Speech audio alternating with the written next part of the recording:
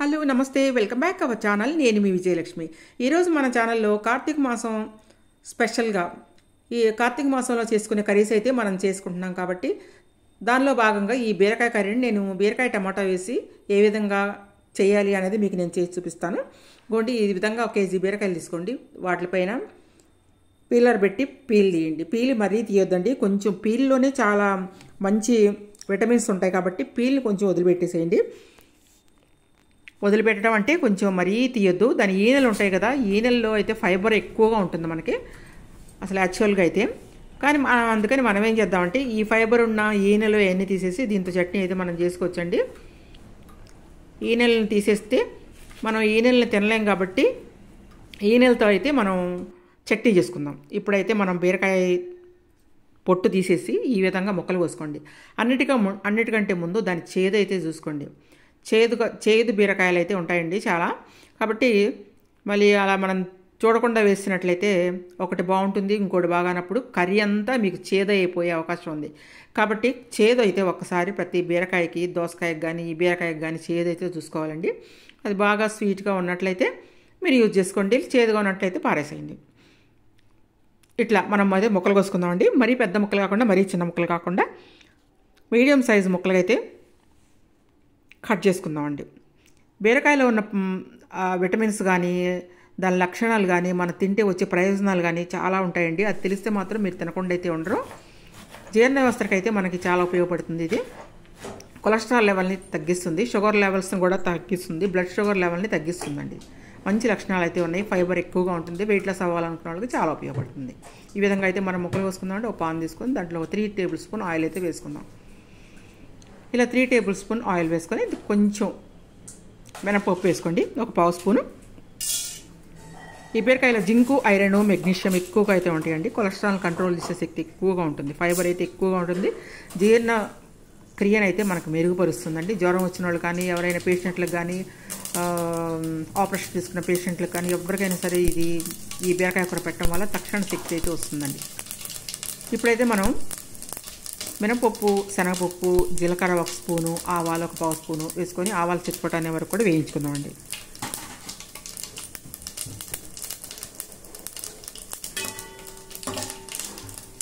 ఆవాలు చిటపటన్న తర్వాత మనం ఇప్పుడు కార్తీక మాసం స్పెషల్ కాబట్టి మన కర్రీస్ మనం ఉల్లిపాయ అయితే వేసుకోండి. డైరెక్ట్గా బీరకాయ ముక్కలను అయితే వేసేద్దాం. ఉల్లిపాయ కానీ వెల్లుల్లిపాయ కానీ వేయమండి. ఇట్లా బీరకాయ ముక్కలు వేసేసుకోండి.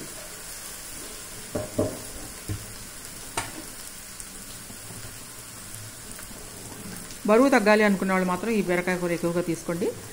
కొంతమంది కామెర్లు అవి వస్తూ ఉంటారు కదండి, వాళ్ళకైతే ఇటువంటి కర్రీస్ చాలా బాగుంటాయండి. జ్వరం వచ్చిన వాళ్ళు కానీ, తర్వాత బాలింతలకు కానీ, ఆపరేషన్ చేసుకున్న వాళ్ళకి కానీ, ఎవరికైనా సరే సిక్ అయిన పేషెంట్స్కి త్వరగా రికవర్ అవుతారండి. తర్వాత దీంట్లో ఉన్న శక్తి అయితే ఎక్కువగా ఉంటుంది కాబట్టి ఈ బీరకాయ కూర ఎక్కువగా అయితే తీసుకుంటాం. మామూలు టైంలో కూడా తీసుకోండి.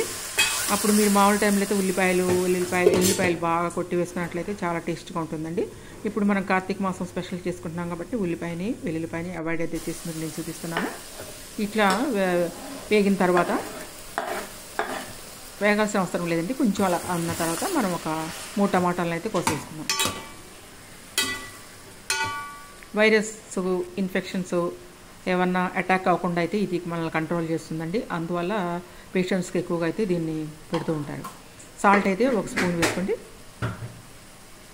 బీరకాయ కొన్న పొట్టులు, మన కాయ కంటే బీరకాయ కొన్న పొట్టులు చాలా ఆరోగ్య ప్రయోజనాలు అయితే ఎక్కువగా ఉంటాయండి. చాలామందికి తెలియని విషయం, బీరకాయ తొక్కు తీసేసి పారేస్తూ ఉంటారు, కానీ అది జీర్ణ వ్యవస్థకు చాలా మనకు పనిచేస్తుంది. జ్వరం వచ్చినప్పుడు అప్పుడు కూడా మనం బీరకాయ చట్నీని ఆ విధంగా వాడుకుంటే పుల్లగా చాలా బాగుంటుందండి, కొంచెం చింతపండు వేసి చేసుకుంటే. ఇప్పుడైతే మనం టమాటాలు వేసిన తర్వాత అవి కొంచెం మగ్గిన తర్వాత జీలకర్ర పొడి 1 పావు స్పూన్ వేసుకోండి, ధనియాల పొడి 1 అర స్పూన్ వేసుకోండి.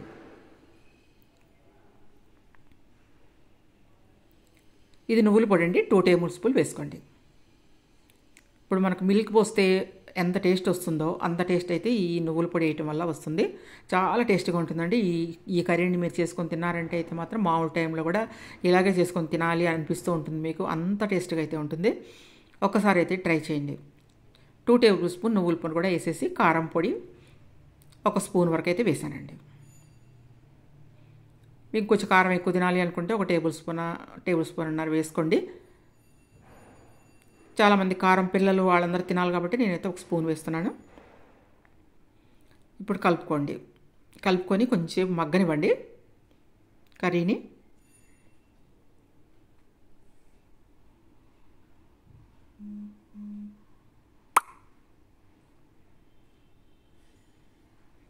దీంట్లో క్యాలరీలు అయితే తక్కువగా ఉంటాయండి, కాబట్టి మనం డైటరీ ఫైబర్గా అయితే కూడా ఇది ఉపయోగపడుతుంది మనకి.